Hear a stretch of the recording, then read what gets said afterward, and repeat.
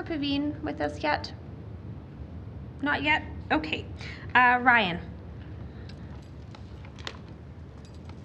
Sorry, Asma said that she had to, because of, well, she had to work today to afford housing, was not able to be here today, so. Okay, if Asma would like, if you have, or Asma, if you were listening in the universe, we can get Asma back onto the speakers list, hopefully either later tonight or tomorrow, so. Okay, well, I'll reach out to her and let her know then. Thank you.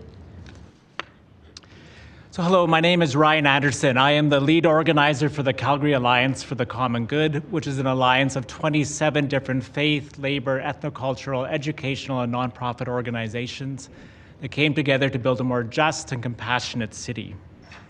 Last year, we had a listening campaign, and we listened to our members, and what we heard clearly was that the rising cost of housing exceeding people's increases in wages was one of the most important and pressing issues that were impacting Calgarians. Unfortunately, many of them who are members are actually working today and thus cannot be here to speak. So with our scarves and with our rally, we are lifting up their voices. But I want to leave with you a few images. These images are from my own experience and perspective, but reflect what we heard from our members. The first image that I want to I was banned from showing this up there. Actually, sorry, I have some slides if they're able to put them up.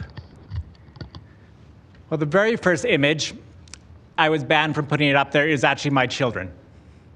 Because my children, like I am a parent, and many of our members are parents and grandparents. And what are the, oh no, that's okay. My parents are very concerned that their children will not be able to build a life in our city. If RCG zoning means that when my kids are actually raising their kids, that I can actually walk or take a bus to help them out, then I say, let's bring it on. The next image, actually Vincent, can you stand up? Oh.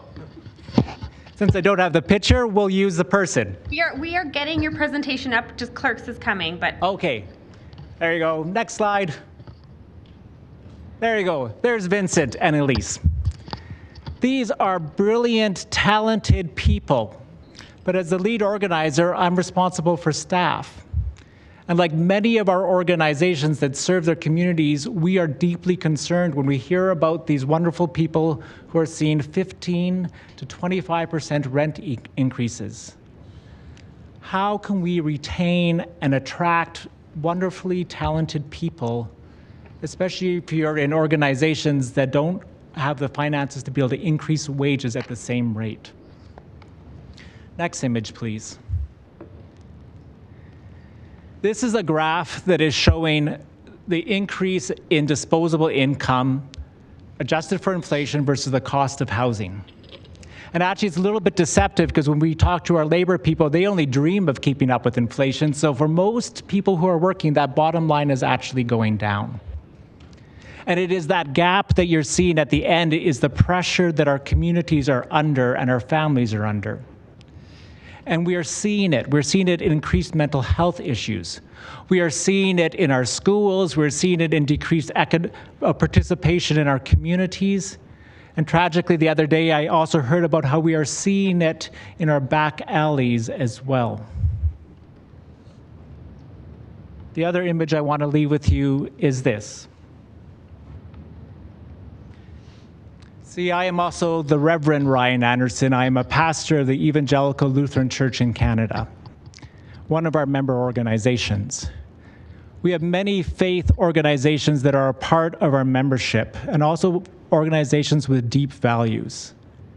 And one of the values that we share together is that our public life and our public leaders and anyone who takes on public responsibility, there is one criteria above all others that we are judged by, and that is how our actions and decisions impact those who are the least, the last, and the lost of our communities.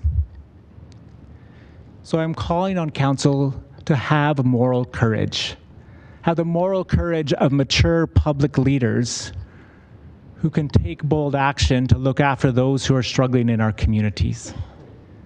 Pass the strategy, but also begin the hard and important work of implementing them and ensuring along the way that we are building affordable housing that people can not only afford, but also those who need it most can access. Thank you very much.